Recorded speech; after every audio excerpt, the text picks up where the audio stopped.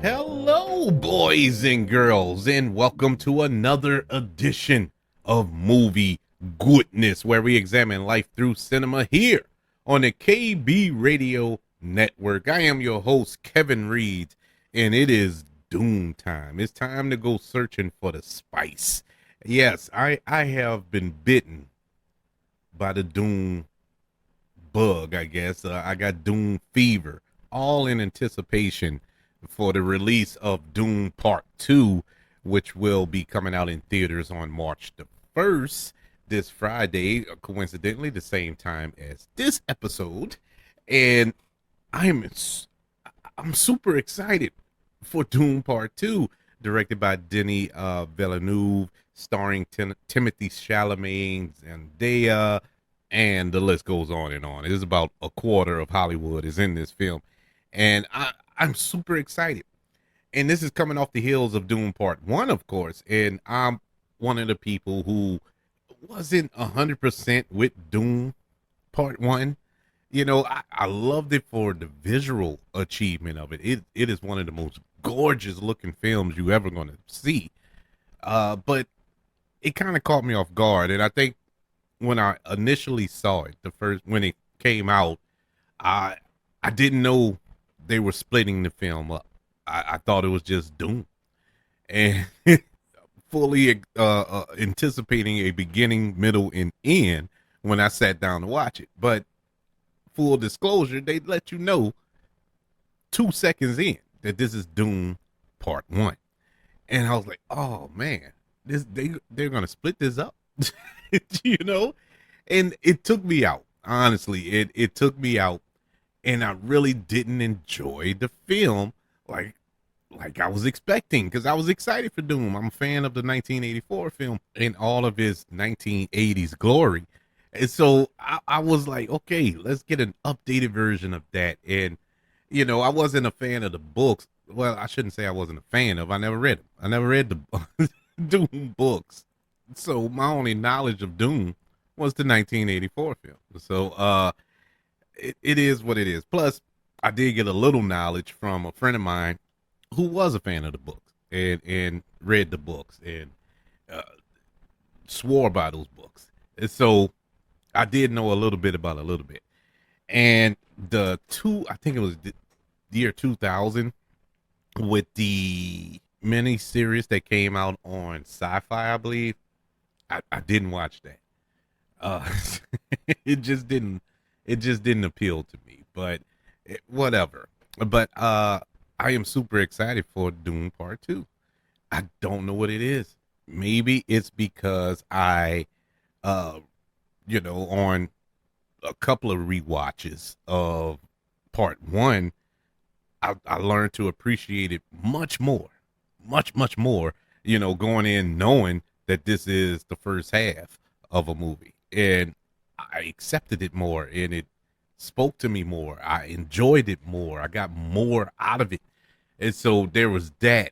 And then I rewatched the 1984, not classic, but the 1984 film, directed by David Lynch, and for all of his 80s cheese and everything else, I enjoyed that again. That's why today, that's going to be our film. The 1984 David Lynch directed Dune, in honor of the 40-year anniversary. 40 years since Dune came out.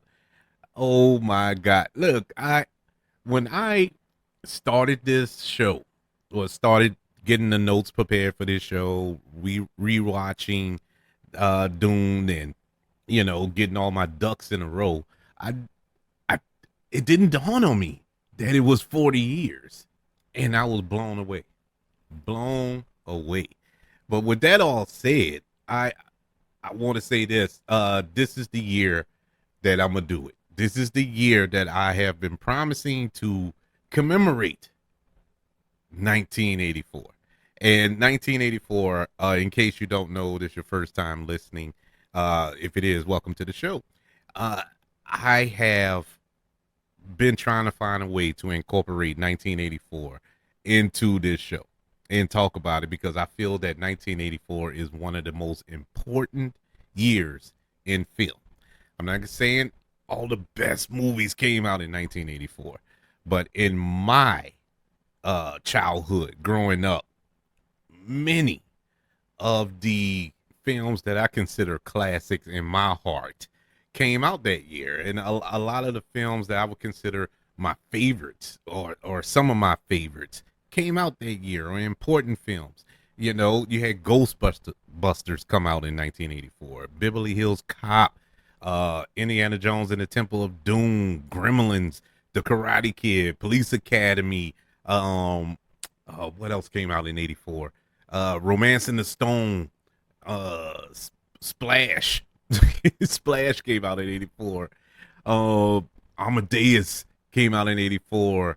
It's so many films that set me on this journey of loving films that pretty much got me to this point now where I talk about them endlessly. Came out in 1984. And so for the remainder of 2024, at least one movie goodness episode a month will commemorate the 40-year anniversary of some film that came out in 1984. We're going to talk about it this year, God spare. So we're going to begin with, of course, in commemoration not only of his 40-year anniversary, but in commemoration of Dune Part 2 coming out this weekend. Dune. We're going to talk about that today. But first, let's get into how this all came to be. What are the origins of Dune? First and foremost, this is based on a 1965 epic science fiction novel I mentioned before by American author Frank Herbert. It is the first installment of the Dune Chronicles. It is the first of many Dune books. In case you don't know, there are a lot. I think there are 5 in total. Um, a lot of Dune books. But it is one of the world's best-selling science fiction novels of all time. Dune is set in a distant future in a feudal interstellar society in which various can't get the word out various noble houses control planetary affairs. It tells the story of young Paul Atreides, whose family accepts the stewardship of the planet Arrakis. While the planet is sparingly populated desert wasteland, it's the only source for spice, which is a drug that extends life and enhance mental abilities. Spice is also necessary for space navigation, which requires a kind of multidimensional awareness and foresight that only the drug provides, as spice can only be produced on Arrakis. Control of the planet is a dangerous undertaking. The story explores the multi-layered interactions of politics, religion, technology, and human emotion as the fractions of the empire confront each other in a struggle to control Arrakis and the spice. Herbert wrote 5 sequels: Dune Messiah, Children of Dune, God Emperor of Dune, Heresies of Dune, and Charterhouse Dune. Following Herbert's death in 1986, his son Brian Herbert and author Kevin Anderson continued the series in over a dozen additional novels since 1999. The origins of Dune, Frank Herbert drew inspiration from Native American mentors like Indian Henry, as Herbert referred to the man to his son, likely a Henry Martin of the Hope tribe, and Howard Hanson. Both Martin and Henderson grew up in a reservation in the state of Washington, near Herbert's hometown. According to a historian, Henson regularly shared his writings with Herbert, In one of the quotes that he gave to Herbert, white men are eating the earth. This was a quote that Henson gave to Herbert in 1958 after sharing a piece of the effect of logging on the reservation. They're going to turn the whole planet into a wasteland, just like North Africa. The world will become a big doom. Herbert responded in agreement. Herbert was also interested in the idea of superhero mystique and messiahs. Herbert believed that a combination of military, cultural, and political customs was a natural condition humans fell into, where some led and others gave up the responsibility of making decisions and just followed orders. He found that desert environments had historically given birth to several major religions with messianic impulses. He decided to join his interests together so he could play religious and ecological ideas against one another. In addition, he was influenced by the story of T.E. Lawrence and the Messianic overtones in Lawrence's involvement in the Arab revolt during World War One. In an early version of Dune, the hero was actually very similar to Lawrence of Arabia, but Herbert decided the plot was too straightforward and added some layers to his story. Frank Herbert spent the next 5 years researching, writing, and revising. He published a three-part series, Dune World, in the monthly analog from December 1963 to February of 1964. The series was accompanied by several illustrations that were not published again. After an year, he published a much slower paced 5 part The Prophet of Doom in the January to May 1965 issues. The first series became Book One, Doom, and the final publication, Doom Novel. And the second series was divided into Book Two and Book Three. The serialization version was expanded, reworked, and submitted to more than 20 publications, each of whom rejected it. The novel Doom was finally accepted and published in August of 1965 by Shelton Books, a printing house better known for publishing auto repair manuals. But you got to do what you got to do. Sterling Laner, editor at Sheldon, had seen Herbert's manuscript and had urged the company to take a risk in publishing the book.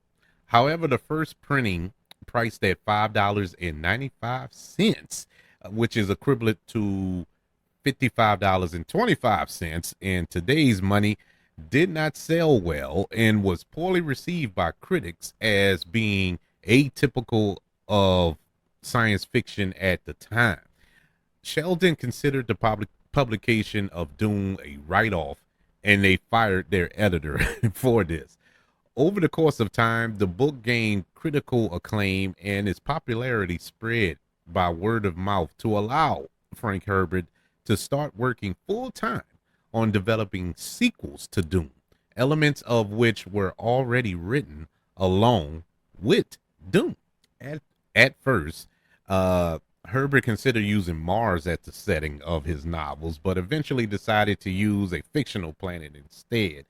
His son Brian said that readers would have too many preconceived ideas about Mars due to the number of stories that have been written about the planet. Frank Herbert dedicated his work to the people whose labors go beyond ideas into the realm of real materials, to the dry land ecologists, wherever they may be, and whatever time they work. Dune tied this immortal for the Hugo Award in 1966 and won the inaugural Nobel Award for Best Novel. Reviews of the novel have been largely positive, and Dune is considered by some critics to be the best science fiction book ever written. The novel has been translated into dozens of languages and has sold more than, get this, 20 million copies. Dune has been regularly cited as one of the world's best-selling science fiction novels. Arthur C. Clarke describes Dune as unique and wrote, "I know nothing comparable to it except The Lord of the Rings." Robert A. Heinlein describes the novel as powerful, convincing, and most ingenious. It is described as one of the monuments of modern science fiction by the Chicago Tribune. Uh, the Washington Post described it as a portrayal of an alien society more complete and deeply detailed than any other author in the field has managed. A story absorbed equally for its action and philosophical vistas, an astounding science fiction phenomenon. Dune has been widely influential, inspiring numerous novels, music, films, television shows, games, and comic books. It is considered one of the greatest and most influential science fiction novels of all time, with numerous modern science fiction works to thank for it. One of them, which is I don't think this is news to anybody. I think it's widely known, but one of the influences from Dune is none other than Star Wars. Star Wars owning their existence to Dune. This is from George Lucas himself. He, if it wasn't for him reading Dune and being inspired by Dune, we never would have got Luke Skywalker, Darth Vader, Han Solo. None of that would have came to be if not for Dune.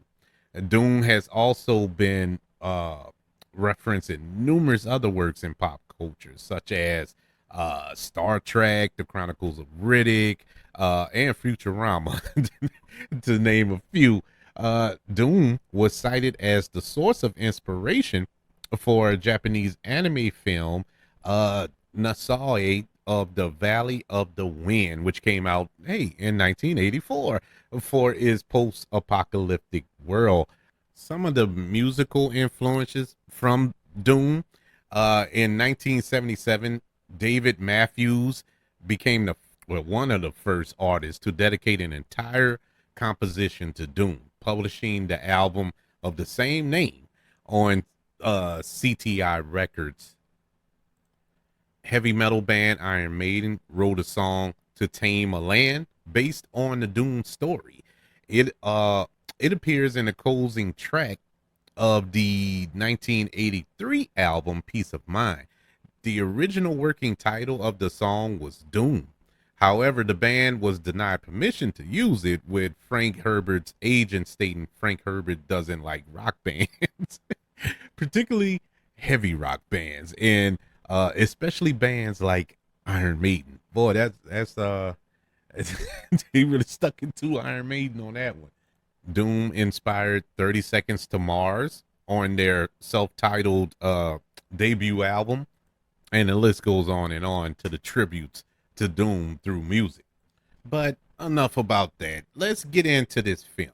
Let's get in to the 1984, I guess you could say, cult classic. Even though it was a box office bomb, it has gone on to become a cult classic in the years to follow. Dune, written and directed by David Lynch, which is a shock. Now, in hindsight, you look back, it's like David Lynch wrote and directed this movie. And David Lynch is one of those directors that you kind of scratch your head throughout his career. Like, he's made some weird stuff. It's kind of par for the course, really, with Dune, but his movies are just strange. He directed The Elephant Man, Blue Velvet, Lost Highway. He created Twin Peaks, which is one of the strangest shows I've ever seen, but I think it was before its time. I think if you watch Twin Peaks now, it fits the climate of this world. But at the time, it was kind of weird. But nonetheless, the film stars Kyle MacLachlan in his feature film debut as Paul. Also, we get a young-ish Patrick Stewart. Yes, Professor X, Jean-Luc Picard himself.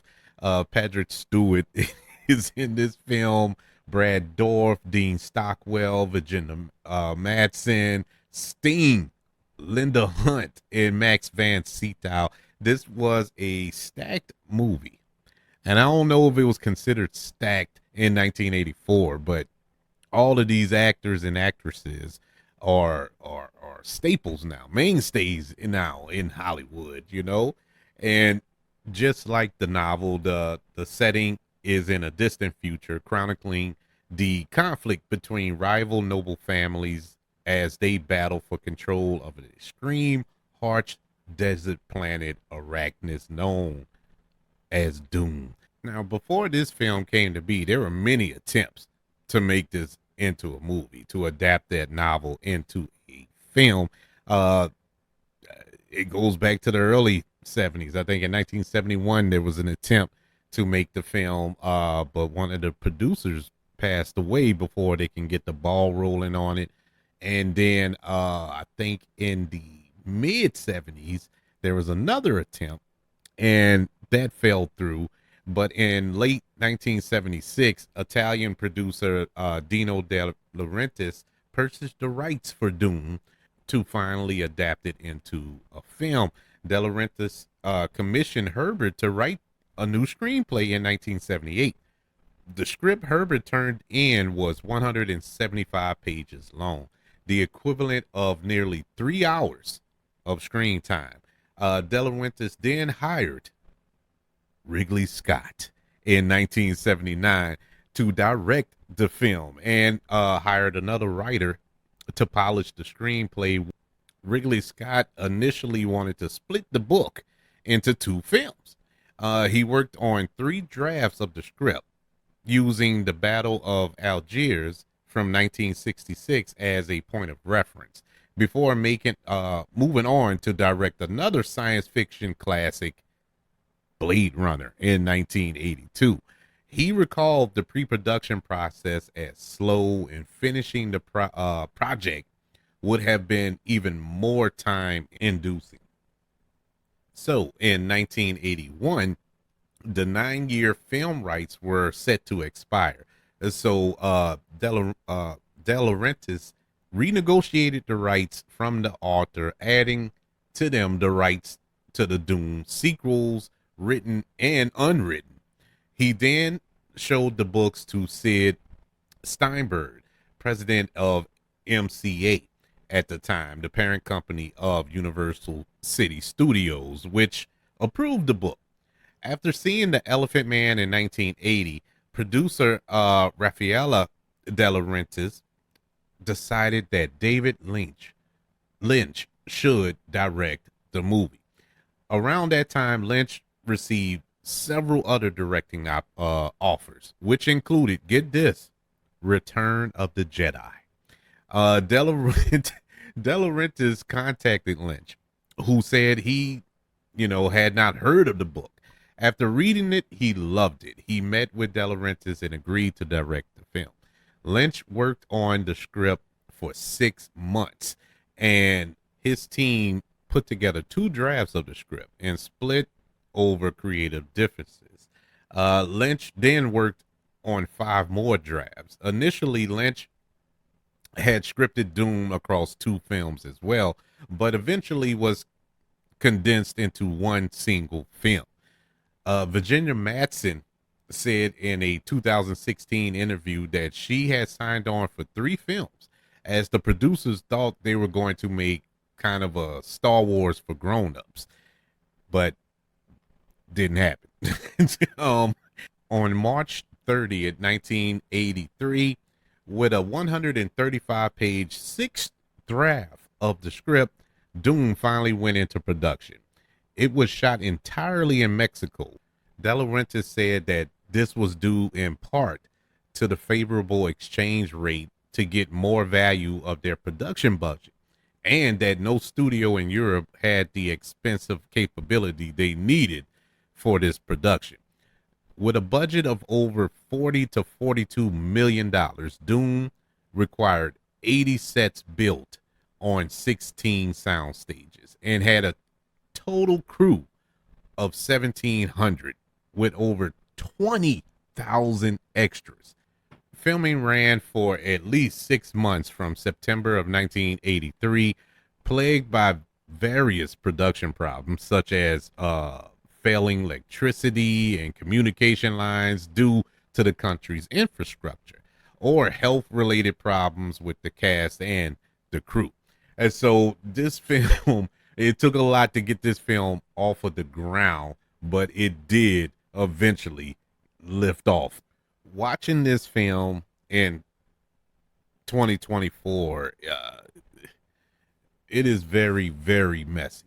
Um, it is it is not a visually appealing film when you watch it now. You know, the dated special effects, the acting, the costumes, the uh just the way it looks. It just looked cheap.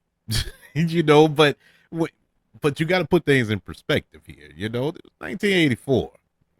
We didn't have industrial light and magic at its peak. You know, we didn't have all of these special effects studios that can do this and do that, and digitally render a lot of things. Even though overall the visual effects are bad, there are some appealing effects in this film.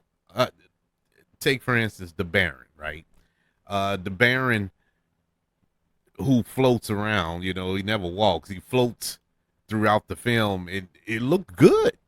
It looked fairly real. You didn't notice any wires or stuff like that. It looked good. The way he moved in the air and stuff like that, levitated and all this here, it looked very good. I liked that, but everything else just looked just green screened to death with the backgrounds and whatnot.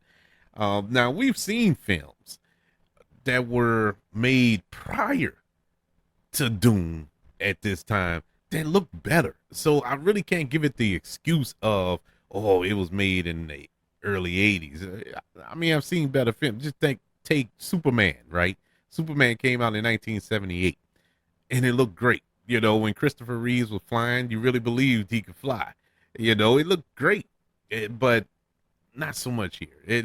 It suffers, especially now. You can see it then. I remember watching it back then, and I felt that the special effects were kind of wonky. But now, 40 years later, it looks even worse.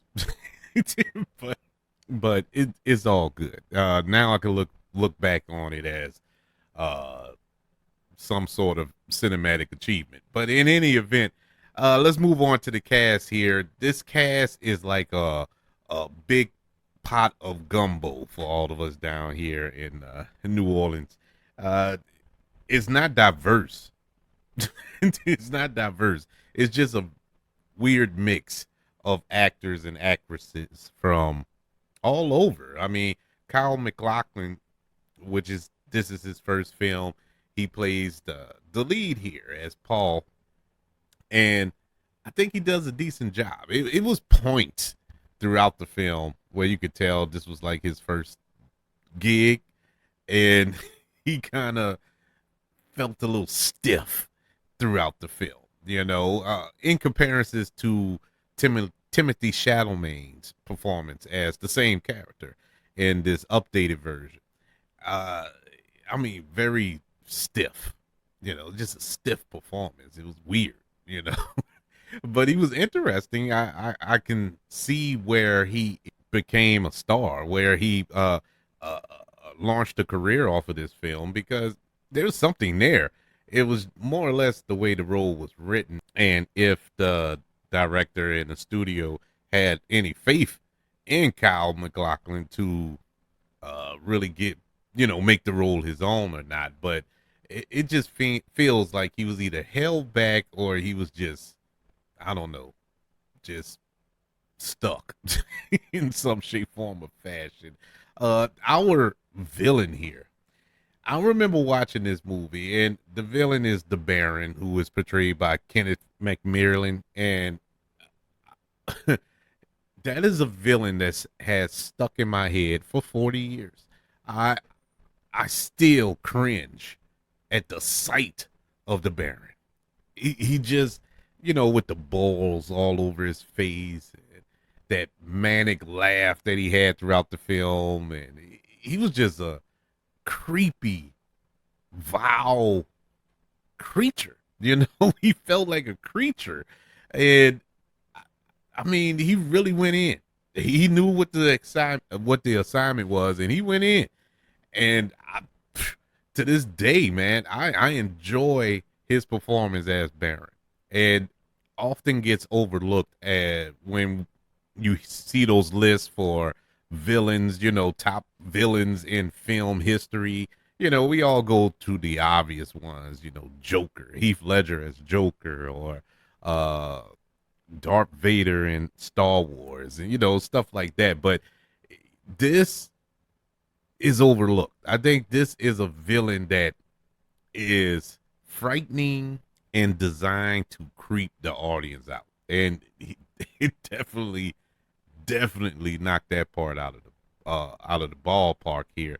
Our other villain here, in the most random of randoms, and this was the reason, oddly enough, why I watched this film back in the 80s. Sting. Sting, man. Not the wrestler Sting, the singer Sting. And he this is, I think, the only role he ever played. At least it feels like. I think he had some other films in his filmography, but I can't. Yeah, because I vaguely remember him in, oh my God, what's the name of that movie? Is another weird one. Oh, The Adventures of Baron Munchausen. I think I'm saying it right. I think he was in that, and Lock, Stock, and Both, Two Smoking Barrels, because I seen that recently. Yeah, he was in that too. But most notably, this one, Dune, where you would automatically, your mind would go to when you think of Sting being in a movie. It would go to this, and he was crazy in this movie, even though he wasn't in the movie much. He was in it enough. It wasn't too much, too overshadowing. Even though that character has a bigger role in the books, uh, this film was condensed so much. It makes you understand why Denis Villeneuve is splitting this movie into two, possibly three, from what I understand. But there's so much more to this character. But in this version from 1984, the character was what he was. The character was written to be just this insane killer, and that's basically what he was. He was just an insane killer. The rest of the cast was all right. They was decent. They played their roles. I was deeply impressed with Patrick Stewart. Now, like I said, I watched this back then, and in between 1984 to now, I think I've seen it maybe three times. It's not one of those films that I, you know, went back to time and time again. Not for reasons you think. Not because I didn't like it. It was because of the Baron. The Baron freaked me out when I was younger. It freaked me out the other day when I watched it.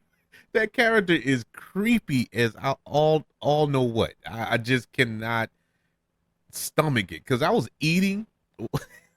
And I'm gonna get back to my initial point. I was eating while I was watching it, and when the Baron scenes came up, I had to stop eating.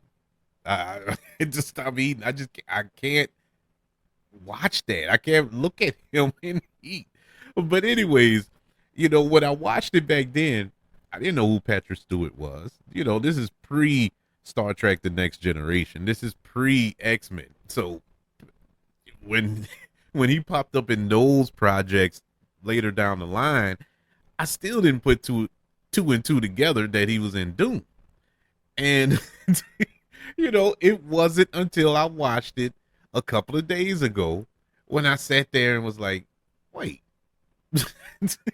Patrick Stewart is in Dune trying to play this kind of younger person, even though he was younger then, but it was crazy because he still had the gray hair and he was bald and he had to he had to say he looked the same. He looked like he looks now, just with a few less wrinkles. It, he looks the same from 40 years ago. I'm not making this up. It blew my mind. But it was good to see him there. Uh the rest of the cast was good. Like I said, the Sean Young character, who is the love interest of Paul, it, I don't know why she was in the movie. I get why the character was in the movie, but like I said, this film was condensed so much that a lot of story was not flushed out. A lot of backstory was not flushed out. A lot of character development did not take place. And so that character was kind of there, you know. It's just, oh, I love you, Paul, and that was that. Like, what? When this happened, you know, it was one of those days. But getting to that point, but it wasn't Sean Young's fault. That was just the way the film was. Uh, but to that point with the writing was interesting yet frustrating at the same time, especially now watching it. It didn't bother me so much back then because I knew nothing of Dune and the source material. But now, knowing what Dune is and what it consists of, I hated the writing. I hated the writing in that movie.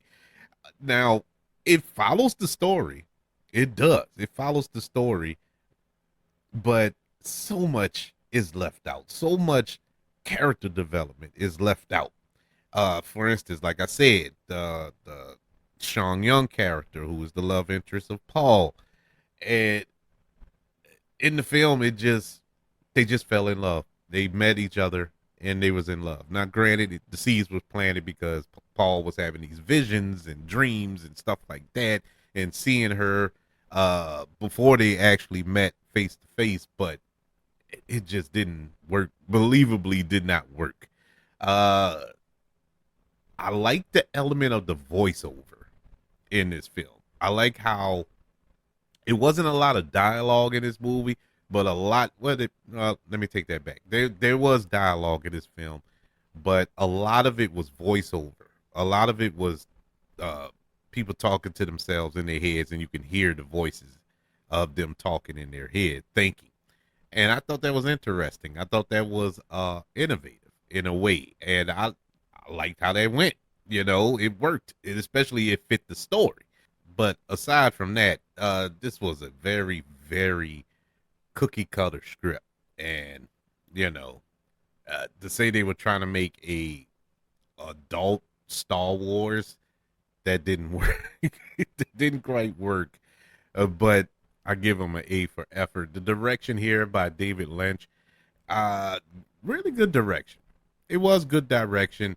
I think he him as a filmmaker was kind of held back by the studio and the producers. He can only do X, Y, and Z. He only had this much to work with, and he did the best he could with what he can work with. Now, just like a lot of films around that time, they had different versions of it. They did. They had an extended edition of this that aired on TV where there was an extended opening that explained a lot. It was a longer film.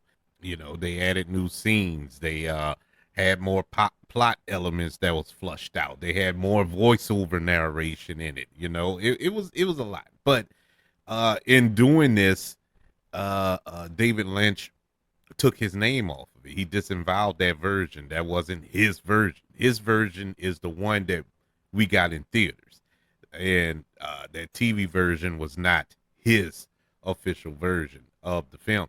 But in any event, he did a decent job with it. You know, like I said, I enjoyed it when I watched it again. I obviously saw the flaws. You know, I gave it the little curve, being as though it's a 1984 science fiction film, but I also got to take some of that curve away because Star Wars came out before this, and it looked and felt better. It was more competently made, and so I can't give it too much of a pass, but the stories are different. I don't want to compare it to Star Wars, even though there are influences there. Uh, but sometimes you can't help it, being as though they're in the same genre of film. So there you have that.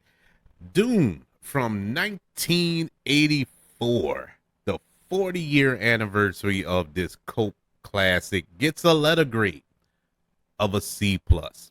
I enjoyed it. I did. I felt when I watched it the other day, I felt the same feeling that I felt 40 years ago. I wasn't over the moon with it 40 years ago. I just thought it was good. And I felt the same way when I watched it again. It still holds up in areas that I remembered it holding up in. And so can't get too mad at it. It never was the greatest thing. I never gravitated to that property. And so I have a certain feeling towards it. Just like when Doom Part 1 came out a couple of years ago, I wasn't super excited for it. You know what I'm saying? But I was interested in it because of Denis Villeneuve, who I'm a huge fan of. And so that's probably why I felt the way I felt at the time. That's why, being as though it's 3 years removed from that film and part two comes out today, I'm going to review Doom Part 1 from 2021. Just a little mini review, if you will. In this film, also rewatched this as well to prepare for part two. Doom Part 1, directed by Denis Villeneuve, is based on a novel, of course. In this film, we have yet again another stacked ensemble cast. I mean, this is a cast. This is you have Timothy Chalamet, Rebecca Ferguson, Oscar Isaac, Josh Brolin, Stellan Skarsgård, Dave Bautista, Zendaya, Jason Momoa, and Javier Bardem. Who, look, like, if you go back and listen to my review, if it's up anywhere, but if you go back, I liked the movie, but I wasn't like, oh man, this is great. Can't wait for part two. I wasn't there. I rewatched this film yesterday. And the reason I rewatched it, because I wasn't, but the reason I rewatched it, something hit me. I don't know if it was after I watched 1984 Doom, but something hit me. I was like, man, I gotta watch this movie again. Probably because I enjoyed the 1984 film. I enjoyed it for what it was. And so I said, let me watch it again. I sat down and watched it, and I was in awe. Once again, this still reigns true. It's gorgeous. It is a beautifully shot film. Beautifully shot. Every scene, you can take a still from every scene in this film and put it in a frame. Is like a work of art. It is beautifully shot. And this time, unlike the last time, I was completely immersed in this film. I was hook, line, and sinker in this film. I was engaged. I don't know what happened when I watched it in 2021. I don't know what happened, but I don't know if I wasn't in the mood or whatever. I don't know what it was, but it was it just didn't work out then. But now I was so blown away by it, and immediately I want part two. I need part two. This film plot is of course the same. It's the same plot as the 84 film, as the 1965 novel. It is all the same. You have Timothy Chalamet playing Paul this go around, and he did an excellent. I loved his performance. He blew Kyle MacLachlan's performance out of the water. He just blew it out of the water. Really good performance by him. Oscar Isaac as Duke. He was amazing. Oscars. I mean, what? I don't have to say. I don't have to say much about it. The dude is money. The one thing that kind of is reversed from the '84 film was the Baron. The Baron in this film did not frighten me. He was portrayed in this film by Stalin Skarsgård, and I like Stalin Skarsgård. I didn't hate his performance as the Baron. He actually did was great, but in comparisons to Kenneth Macmillan, it's night and day. The '84 version, the Baron was manic. He was crazy. He had the balls all over him. He was just disgusting looking and everything. It added to the character. This go around, he didn't have that. He's just a big. I guess it's more accurate to the books in this film, and I'm not mad at it, but it was just it was different. I was expecting that crazy, manic, loud, laughing, cackling villain that he was in the '84 film. But Stalin Skarsgård in this film is more reserved, soft-spoken. He doesn't raise his voice. You know what I'm saying? He's more cerebral and cunning with his performance, which was great. I'm not mad at it. It's just a big difference from the first, not the first, but from the '84 film. But that was the biggest difference. And another thing that I remembered from the time I watched it in 2021, they promoted Zendaya's in this movie like crazy. And I'm like, all right, Zendaya's gonna be in it, blah blah blah. She's in it for what, 5 minutes? And I'm being kind. I don't think it was that long. I mean, it was blinking you missed it that she was in this film. But I I was mad at the time. Like, what's the point? What was the purpose of being in this movie? Never once thinking, okay, she's gonna be in the sequel, of course, part two. But like, what was the point of her being in this one? And she's playing the same character as Sean Young played in the '84 film. But it was like, but at least she had more of a role. To be honest with you, the 5 minutes that she had in part one of Dune is more character development, more of a meteor role than Sean Young did in '84. It was those 5 minutes were 20 times better than Sean Young, and no disrespect to Sean Young, but it was it was just crazy that she wasn't in this movie long. The special effects were made. The special effects were top notch in this film, flawless even. The score was flawless by Hans Zimmer. The direction, I mean, it's Denis Villeneuve. What it's a crime that this man does not have an Academy Award sitting down on his mantle with all of the great films that Sicario, Blade Runner, what was it, 2049, Arrival, all these. The dude is amazing. He is an amazing filmmaker, and he doesn't sell us short here. I don't recall the grade I gave Dune Part 1 in 2021, but it doesn't matter because this is the official grade. Dune Part 1, which was released in 2021, gets a letter grade of a B+. And I wanted to give it an A, but it's an incomplete film. That's the only reason why I'm not giving it an A, because it's only complete once you get part 2. But from what all I'm hearing, this is I'm talking about part 2 here. This is the Empire to the Star Wars that we got in 2021. So I'm all in for that because Empire is my favorite Star Wars film. So if we're gonna get that level of sci-fi greatness, sign me up. As long as you on par with part 1, I'm all right. You don't have to exceed it. You just have to be on par with it. But going by how this story ends and what happens in Dune, we're in for a treat in part two, and I can't wait to go watch it this weekend. I would like to know, what are your memories of Dune from 1984? Do you recall watching it back then? Did you think it was a strange, weird, out of this world kind of a trippy movie? You know, a Star Wars knockoff, even though it's the reverse.